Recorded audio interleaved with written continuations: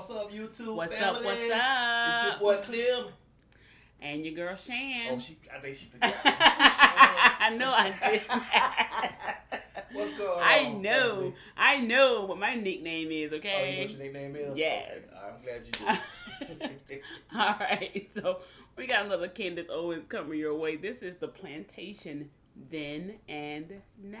Say that again. The Plantation Then The and Now. Plantation Then. Okay. How it used to be back, during slavery. Okay. And then now. I've never been to a plantation. Well, they have one down the road from the house. It used to be a plantation. That's the place is kind of skimpy. It's got like one little hut, I think, like made out of shells. Yes. They call that a plantation. Yes. So everybody got in that one little hut. They had multiple, but fell down? right now, yeah, Okay, some so of them it's only have one just kind of just have a. So who owned that plantation? I think I think the city owns it now, from my understanding. I don't know. I haven't been in years. But they give you a history when you go now. I think so it was a black woman and a white man that owned it. I think it was a family that black and white family that did own it at one point. Right. I'm still not sure. I know it was either the cities at one point, and then of course I think a family bought it. So it could be wrong or vice versa.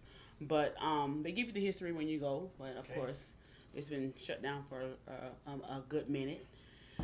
We used to do a lot of field trips there. Back in the day when I was little. So if you did a lot of field trips, you should know what. Boy, I was you weren't paying attention when you did a field trip. When you was at the field, when y'all went to the field trip. I was just interested in the shell. So you was picking shells off the. No, not no. Okay. No, you can't pick shells off the thing. It's like a history. Okay, let's get into it. Okay, let's do that. You so silly. In the first half of the 19th century, 4 million blacks worked as slaves imprisoned on plantations in the American South. They were prevented from learning how to read, their families were forcibly broken up, and if they tried to escape, they were severely and brutally punished. The owners of these plantations were almost without exception Democrats. Before the Civil War, slave-owning Democrats used black bodies to massively increase the number of votes they got in Congress and the Electoral College.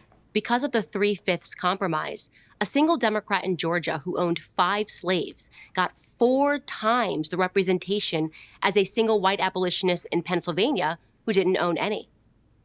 So for Democrats, it has always been about using black bodies for political power. How they are used may vary, but the plantation model remains a constant, even today. Despite the fact that blacks are no longer enslaved, many black children barely learn to read in poorly performing schools.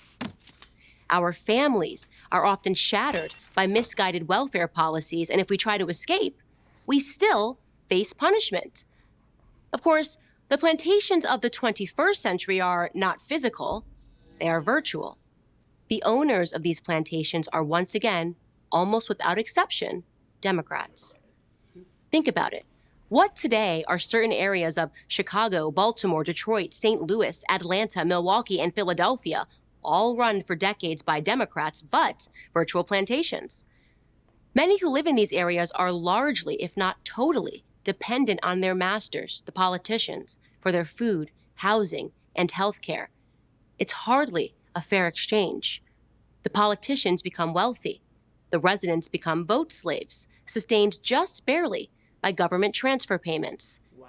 And just like the plantations of yesteryear, which demanded a consistent breakdown of the black family to reinforce its system of buying and selling slaves, Democrats today incentivize similar family corrosion through their policies, fostering dependence not on mom and dad, but on the government. To give just one example, virtually every inner-city school provides free breakfast and lunch. Sounds generous, but what it really does is remove the traditional responsibility from parents by handing it over to the state. Yet many do break free from this oppressive system. Like the fugitive slave Frederick Douglass once did, they run toward a better life. But leaving the plantation still entails great risk. Of course, today it's not the whip or the lash, it's libel and slander. The purpose is to bring black conservatives within an inch of their professional and sometimes personal lives a warning that rebellion will not be tolerated. Don't believe it? Just ask Dr. Ben Carson, Hoover Institution economist Thomas Sowell, or Supreme Court Justice Clarence Thomas, to cite 3 prominent examples. Carson, one of the most celebrated brain surgeons of the modern era, has been called stupid by the legacy media because he has conservative political views. Thomas Sowell, who went to Harvard and taught at Cornell, Amherst, and UCLA, and may be the nation's most brilliant economist, has largely been ignored, while many lesser lights have been celebrated. Clarence Thomas, one of the luminous legal minds of our time, was the victim of a massive smear campaign during his nomination to the Supreme Court. Because of his conservative views, his reputation was dragged through the media mud. This is how he described the experience. It is a high-tech lynching for uppity blacks who in any way deign to think for themselves, to do for themselves, to have different ideas. And it is a message that unless you kowtow to an old order, this is what will happen to you. You will be lynched, destroyed, caricatured, rather than hung from a tree. Today's plantation owners will do anything to hold on to what they see as their property. Little wonder. In 2012, Barack Obama received 93% of the black vote. In 2016, Hillary Clinton received 88%. That dip was a critical factor in Clinton's loss. The Democrats know that they can't lose the black vote and win a national election, so they make up lies. They say America was founded for the purpose of perpetuating slavery. They say white people hate us. They say the entire system is racist and that our only hope is them. The same old Democrats.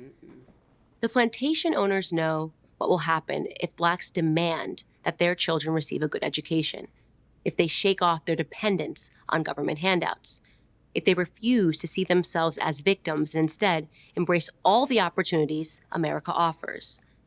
The plantation system would collapse once and for all. In the 19th century, we had to depend on others to be liberated. This time, we have to do it ourselves. Will we? I'm Candace Owens, author of Blackout: How Black America Can Make Its Second Escape from the Democrat Plantation, for Prager University. This video was made possible through a generous donation from the... Wow. Look how she explained that. That's thought-provoking. So she's saying the ones that's playing victim is actually still on the plantation. Basically, In the yeah. plantation, yeah. Mm-hmm. Yeah, who didn't own any. Having that mentality Okay. of if the government doesn't do it for me, I guess it's not gonna get done. I mean, at the end of the day, I'm gonna be honest, some people don't care. They enjoy the government doing something for them. You got some people that stay on welfare for years and happy about it. If they get a job offer, they rather stay on welfare than I can't take that job because if I do, I lose my benefits. Exactly. Why not? Because it's lazy. Simple as that. Just lazy. I remember when we used to when we used to file taxes and things, and it was all about the amount you get back at the end of the year. And then I forget who I was at work one day, and I was like, why can't I just get my money through the year? Like, why can't I just get a bigger paycheck? So all it is about changing the thought process, and ended up, of course, switching it so I can get bigger paycheck. Yes, it made me get a smaller tax return, but in the end, everybody's like, well, you got all those kids, how you only got a few $1,000s? So why do you Because I got my money through the year. Like, what is the problem? Like, why would I wait till the end of the year? asking you how much you got in taxes? Yeah. So I guess it was a thing. I mean, I guess it is still a thing, because we tell people now, like, oh, we owe taxes, and they're like, oh my God, y'all should have, y'all still got, no, it's not even about that. You have to change your thinking and stop thinking that, okay, when I get an income tax at the end of the year, I can do everything I need to do, that I couldn't do out through the year. That's what I'm saying. The thing is that some people enjoy having a handout. Bottom line, if I can still stay in the system for the rest of my life, I do it. Some people use a man getting pregnant by a man, I got A what? getting pregnant. A man getting pregnant? No, a woman getting pregnant by the man. Let me Right. I was like, well, what? I'm sorry. I said some people use getting pregnant by a man. Okay, Mhm, a woman okay. getting pregnant by a man. Uh-huh. What happens is she said, I got 18 years of support now. Right. And she has another baby. That's another 18 years. Mhm. So she used that system to Because here you take can't advantage get, of the system. but at the same time, like here you can't get food stamps or assistance unless you put the child's father on child support. And then if he doesn't have enough sense to say that's not my baby and get a DNA test, he's going to put on child support for, like you said, 18 years. Mm-hmm. And then the mom or whoever has custody of the child, if they lose custody, it goes, the benefits goes to that family member. But again, not willing to go out and work and do what you got to do. Okay, before I met you, I was a single parent, but I did what I had to do. I worked at a job, and I got Medicaid. Mm-hmm. But then my job offered health insurance, so I got health insurance through that. And for some strange reason, I was told I made too much money to get food stamps, so I never applied again. I mean, it's just ridiculous. Because at this point, you've already told me what I can't get. I'm not going to keep coming back to you. Yeah. So I get what Candace Owens is saying. Some of the ones that don't know, but you have some that do know. And you have Community college is free. I mean, for most. I'm sorry. Let me you finish have right there. For most programs, some people don't know that it's another way. I know they don't know, And then, like and I that's said, sad that it's being withheld from them. Yeah. But it's being withheld from And them. you got some that do know and they're taking advantage of the system. Mm-hmm. Yeah, that's true. The plantation then and now. I mean, are you going to stay on it or are you going to try to get off of it? What are you going to do to change your life for the better? Don't forget to like and subscribe to our channel. Hope you enjoyed our little commentary at the end. We always have to add our 2 cents at the end.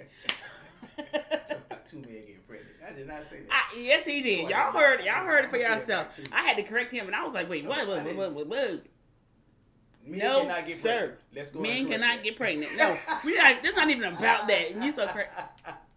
Hey, you guys have a good one. I'm gonna give you guys Peace.